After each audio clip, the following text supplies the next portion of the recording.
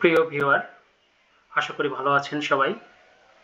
এই মুহূর্তে আমার চ্যানেলে যারা দেখছেন তাদেরকে সবাইকে জানাচ্ছি আমার চ্যানেলের পক্ষ থেকে স্বাগতম, এবং যারা নতুন তারা আমার চ্যানেলটিকে সাবস্ক্রাইব করবেন এবং যে কোনো মন্তব্য থাকলে সেটি কমেন্ট বক্সে জানাবেন।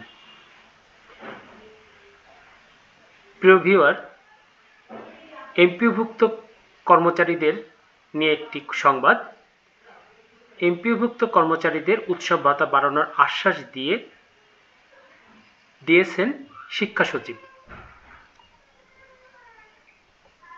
গতকাল 28 তারিখে তিনি বলেছেন, বেসরকারি শিক্ষা প্রতিষ্ঠানে কর্মরত এমপিওভুক্ত কর্মচারীদের উৎসব ভাতা বাড়ানোর আশ্বাস দিয়ে বলেছেন, বেসরকারি শিক্ষা প্রতিষ্ঠানে তৃতীয় শ্রেণী কর্মচারী পরিষদের মুখপাত্র জাফর আলী সোমবার 28 এপ্রিল তিনি বলেন, শিক্ষকদের উৎসব ভাতা বৃদ্ধি পেলেও কর্মচারীদের ভাতা বাড়ানোর কোনো প্রস্তাব অর্থ মন্ত্রণালয়ে পাঠানো হয়নি।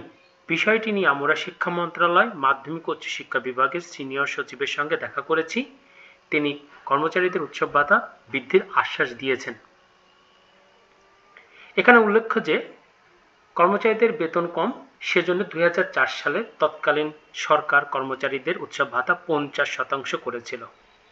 2025 সালে শিক্ষক কর্মচারী সংগঠন জোটবদ্ধ হয়ে জাতীয় প্রেস ক্লাবের সামনে আন্দোলন করে। সেই আন্দোলনের প্রেক্ষিতে বিদায়ী শিক্ষা উপদেষ্টা অধ্যাপক ওয়াহিদ উদ্দিন মাহমুদ শিক্ষক কর্মচারীদের উৎসব ভাতা, বাড়ি ভাড়া, চিকিৎসা ভাতা, বিনোদন ভাতা বাড়ানোর ঘোষণা দিয়েছিলেন।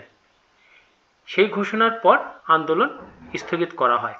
এখন কথা হচ্ছে যে শিক্ষকদের যেহেতু 25% থেকে 50% একটি প্রস্তাব দেওয়া হয়েছে, সেখানে কর্মচারীরা আগে থেকেই 50% উৎসব ভাতা পেয়ে থাকতো।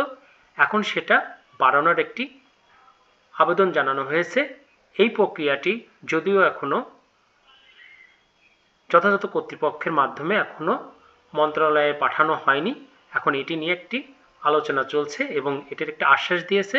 এ ব্যাপারে সচিব মহোদয় বলেছেন যে এটি নিয়ে আমরা কাজ করছি, আগামীতে এর একটি কিছু ফলাফল জানা যাবে। প্রিয় ভিউয়ার, আশা করি খবরটি আপনাদের দিতে পেরে আমি ধন্য, কারণ উৎসব ভাতা কর্মচারীদের আসলে বেশি পেত, তাদের এটা উচিত, তাদেরও বৃদ্ধি করা। এই কামনা করে আজকের মতো এখানে শেষ করছি। ধন্যবাদ, সবাই ভালো থাকবেন।